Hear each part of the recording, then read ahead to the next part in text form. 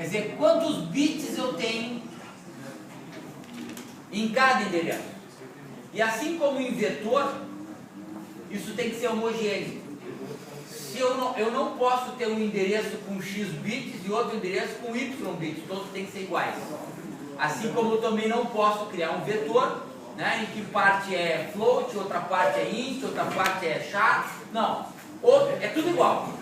Se ele é char, é tudo char. Se ele é int, é tudo int. Então aqui, se eu disser aqui, ele tem uma largura de m bits, todos os endereços têm m bits. O endereço, ele é um número binário. Quanto mais bits eu tiver no meu endereço, maior a quantidade de memória que eu vou poder endereçar. Se eu tivesse, por exemplo, imaginar 2 bits de endereço, quantos endereços a memória teria?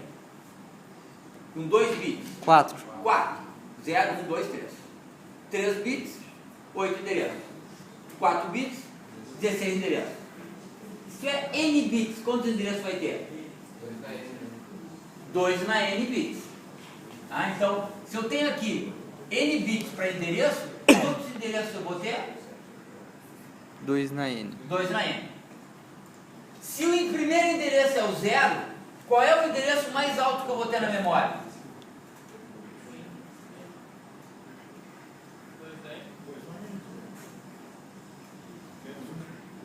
Menos 1. Porque com 2 bits eu não tenho endereço 4. Com 2 bits o maior endereço é o 3. É 2 na n menos 1 porque começa em 0. 2 na n é a quantidade de endereço. Eu tenho 2 na n endereços. Vai desde o 0 até o 2 na n menos 1. Agora eu quero saber o seguinte. Se cada bit é um flip-flop D, quantos flip-flops tem essa memória que tem no endereço n bits e tem em cada endereço m flip-flops? Eu dei um Qual nome. cálculo vou fazer? Quantos flip-flops é a mesma pergunta de quantos bits essa memória tem?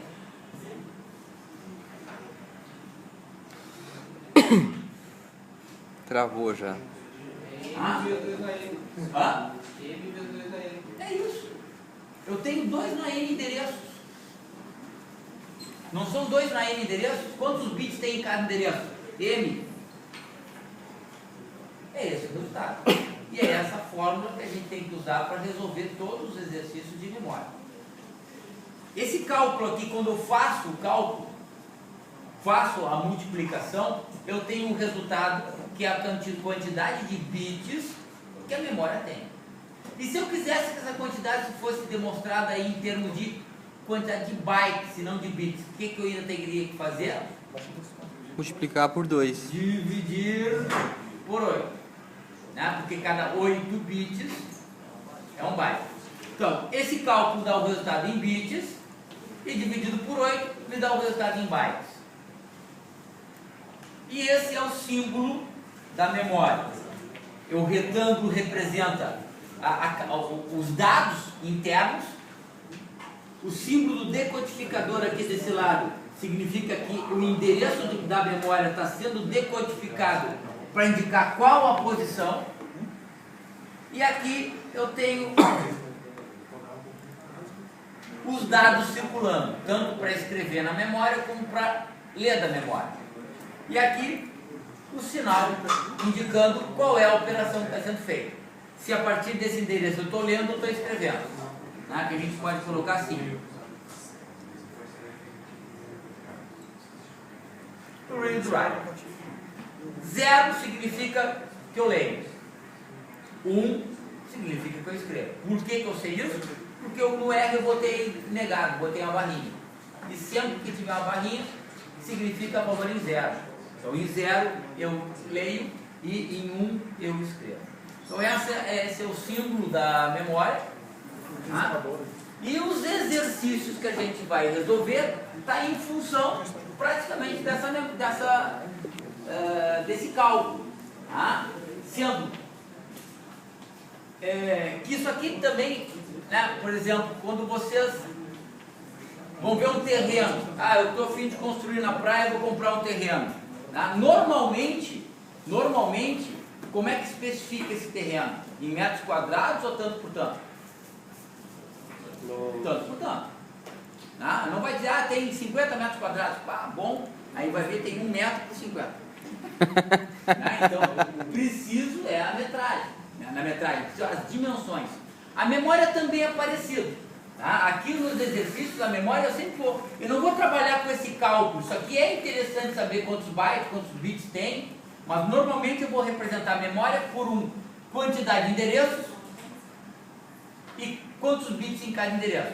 Então, são duas informações que podem ser utilizadas isoladamente: quantidade de endereços e quantidade de bits. Tá? E em alguns casos eu vou pedir para saber qual é o total. E aí eu tenho que fazer o produto. Mas caso não peça o total, eu vou trabalhar com esses dois valores separadamente. O exercício 40 lá da nossa apostila tem uma tabela com 8 especificações de memória, pedindo para que eu dimensione os dados de cada uma dessas memórias.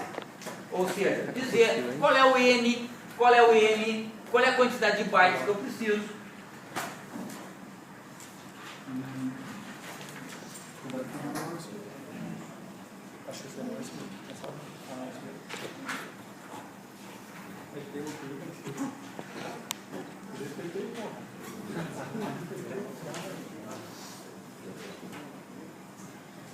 Que saco, né?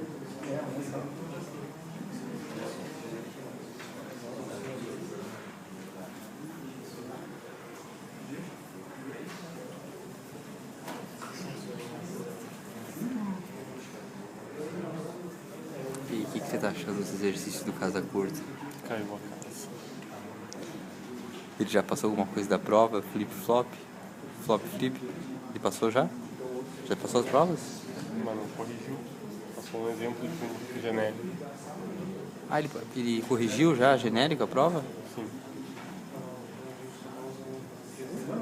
A sua prova, você foi bem, não? Então aqui meu favor de tomar no cu e tirar essa câmera. Obrigado. Tá louco? Pode crianças podem estar assistindo no futuro isso daqui.